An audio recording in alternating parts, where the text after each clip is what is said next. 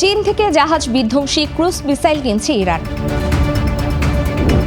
ইউক্রেনকে পরমাণু অস্ত্র দিলে পাল্টা পারমাণবিক হামলা, হুঁশিয়ারি রাশিয়ার। পাক আফগান সীমান্তে নতুন করে সংঘর্ষ। তাইওয়ানের কাছে জাপানের ক্ষেপণাস্ত্র মোতায়েন। ব্রাজিলে ভয়াবহ বন্যা ও ভূমিধসে নিহত 25। আমন্ত্রণ জানাচ্ছি বাংলাদেশ প্রতিদিনের বিশ্ব সংবাদে। সাথে আছে আমি প্রমিতি কিবরিয়া ইসলাম। এতক্ষণ শুনছিলেন সংবাদ শিরোনাম, এবারে বিস্তারিত। ভবিষ্যৎ হোক নিরাপদ, বিনিয়োগ হোক বিশ্বস্ত, আর আমার পছন্দ সল্ট বে। ওয়েলকাম টু সল্ট বে। যুক্তরাষ্ট্রের সম্ভাব্য হামলার আশঙ্কার মধ্যে চীনের কাছ থেকে অত্যাধুনিক CM-302 সুপারসনিক জাহাজ বিধ্বংসী ক্ষেপণাস্ত্র কিনছে ইরান।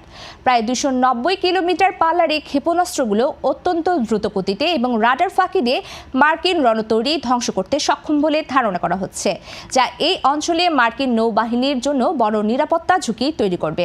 রয়টার্সের প্রতিবেদন অনুযায়ী গত বছরের জুনে ইসরায়েল ও ইরানের মধ্যে যুদ্ধের পর এই মিসাইল কেনার চুক্তিটি খুব দ্রুত সম্পন্ন করার উদ্যোগ নেওয়া হয়। মার্কিন প্রেসিডেন্ট ডোনাল্ড ট্রাম্প ইরানকে কঠোর ব্যবস্থা গ্রহণের হুঁশিয়ারি দিলেও তেহরান ও বেইজিংয়ের এই সামরিক সহযোগিতা মধ্যপ্রাচ্যের ভূ রাজনীতিতে নতুন উত্তাপ ছড়িয়েছে। বিশেষজ্ঞদের মতে এই ক্ষেপণাস্ত্র মোতায়েন করা হলে পারস্য উপসাগর ও আরব সাগরে ওয়াশিংটনের একাধিপত্য চ্যালেঞ্জের মুখে পড়বে এবং যে কোনো সংঘাতের ক্ষেত্রে মার্কিন নৌবহরকে কয়েকশো মাইল দূরে অবস্থান নিতে বাধ্য করবে। বেইজিংয়ের এই সিদ্ধান্ত কেবল বাণিজ্যিক নয়, বরং মধ্যপ্রাচ্যে মার্কিন প্রভাব কমিয়ে চীনের ভূ রাজনৈতিক অবস্থান শক্ত করার একটি কৌশলগত পদক্ষেপ হিসেবেও দেখা হচ্ছে। এদিকে ইরানে নতুন সেমিস্টার শুরুর সাথে সাথে আবারও দেশব্যাপী বিক্ষোভ শুরু হয়েছে। এই পরিপ্রেক্ষিতে সরকার শিক্ষার্থীদের প্রতিবাদের অধিকারের কথা বললেও জাতীয় প্রতীক ও পবিত্র বিষয়গুলোর সীমা লঙ্ঘন না করার হুঁশিয়ারি দিয়েছে। ইউক্রেনকে পারমাণবিক অস্ত্র সরবরাহ করা হলে পাল্টা পারমাণবিক হামলা চালানোর করা হুঁশিয়ারি দিয়েছে রাশিয়া। দেশটির নিরাপত্তা পরিষদের উপপ্রধান ও সাবেক প্রেসিডেন্ট দিমিত্রি মেদভেদেভ বলেছেন, ব্রিটেন ও ফ্রান্স যদি কিয়েভকে পারমাণবিক ওয়ারহেড দেয়, তবে মস্কো এর জবাবে সরাসরি নন স্ট্র্যাটেজিক বা কৌশলগত নয় এমন পারমাণবিক অস্ত্র ব্যবহারে বাধ্য হবে। রাশিয়ার বৈদেশিক গোয়েন্দা সংস্থা SVR এর তথ্যের বরাতে মেদভেদেভ দাবি করেন, শান্তি আলোচনায় ইউক্রেনের অবস্থান শক্ত করতে লন্ডন ও প্যারিস গোপন পরিকল্পনা করছে, যা আন্তর্জাতিক নিরস্ত্রকরণ ব্যবস্থাকে ধ্বংসের মুখে ঠেলে দেবে। ক্রেমলিনের মতে যুদ্ধরত কোনো দেশের হাতে পরমাণু অস্ত্র তুলে দেওয়া সরাসরি সংঘাতকে চরম পর্যায়ে নিয়ে যাবে এবং রাশিয়া এমন উস্কানির মুখে যে কোনো কঠোর সিদ্ধান্ত নিতে প্রস্তুত। আফগানিস্তানের অভ্যন্তরে পাকিস্তানের সাম্প্রতিক বিমান হামলার জেরে দুই দেশের বিতর্কিত সীমান্ত এলাকায় নতুন করে ব্যাপক সংঘর্ষ শুরু হয়েছে। উভয় পক্ষই একে অপরের বিরুদ্ধে বিনা উস্কানিতে গুলি চালানোর অভিযোগ তুলেছে। গত রোববার পাকিস্তানের বিমান হামলায় নারী ও শিশুসহ অন্তত 18 জন নিহত হওয়ার পর নানগারহার ও তোরখাম সীমান্তে এই লড়াই ছড়িয়ে পড়ে, যা এই অঞ্চলে চরম উত্তেজনা সৃষ্টি করেছে।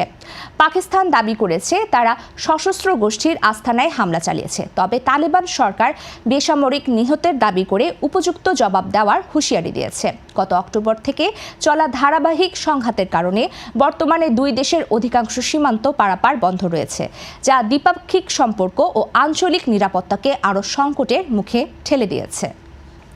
2031 সালের মার্চের মধ্যে তাইওয়ানের নিকটবর্তী সুদূর পশ্চিমের দ্বীপে ভূমি থেকে আকাশে নিক্ষেপযোগ্য ক্ষেপণাস্ত্র মোতায়েনের পরিকল্পনা করছে জাপান।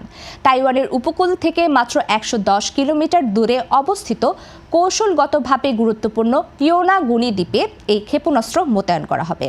আঞ্চলিক উত্তেজনা বৃদ্ধির প্রেক্ষাপটে এই তথ্য জানিয়েছে জাপানের প্রতিরক্ষা মন্ত্রী।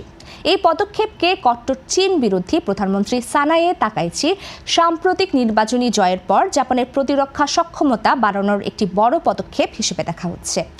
বেইজিং ও টোকিওর মধ্যে কূটনৈতিক উত্তেজনা যখন তুঙ্গে, তখন এই ক্ষেপণাস্ত্র মোতায়েনের খবরটি চীনকে আরও ক্ষুব্ধ করতে পারে বলে ধারণা করা হচ্ছে, বিশেষ করে যখন চীন ইতিমধ্যে জাপান প্রতিষ্ঠানের উপর রপ্তানির নিষেধাজ্ঞা আরোপ করেছে। বর্তমানে নজরদারি চৌকি হিসেবে ব্যবহৃত এই দ্বীপে 2026 সালের মধ্যে একটি ইলেকট্রনিক ওয়ারফেয়ার ইউনিটও স্থাপন করা হবে, যা ভবিষ্যতে তাইওয়ান সংকটে জাপানের সম্মুখ প্রতিরক্ষা বলয় হিসেবে কাজ করবে। ব্রাজিলের দক্ষিণ পূর্বাঞ্চলীয় রাজ্য মিনাস গেরাইসে সোমবার রাতের প্রবল বর্ষণে সৃষ্ট ভয়াবহ বন্যা ও ভূমিধসে অন্তত 15 জন নিহত হয়েছেন, যার মধ্যে জুইস ডি ফেরো শহরে 18 জন এবং উবা শহরে 7 জনের মৃত্যু নিশ্চিত করা হয়েছে। পাহাড়ের মাটি ধসে ঘরবাড়ি ও ভবন ধ্বংস হওয়ায় ধ্বংসস্তূপের নিচে এখনো বহু মানুষ নিখোঁজ রয়েছেন, যাদের উদ্ধারে স্থানীয় বাসিন্দা ও উদ্ধারকর্মীরা নিরলস কাজ করে যাচ্ছেন। এই ট্র্যাজেডির প্রেক্ষাপটে প্রেসিডেন্ট লুলা দা সিলভা ক্ষতিগ্রস্ত অঞ্চলে স্টেট অফ ক্যালামিটি এবং জুইস ডি ফেরোর মেয়র 3 দিনের শোক ঘোষণা করেছেন।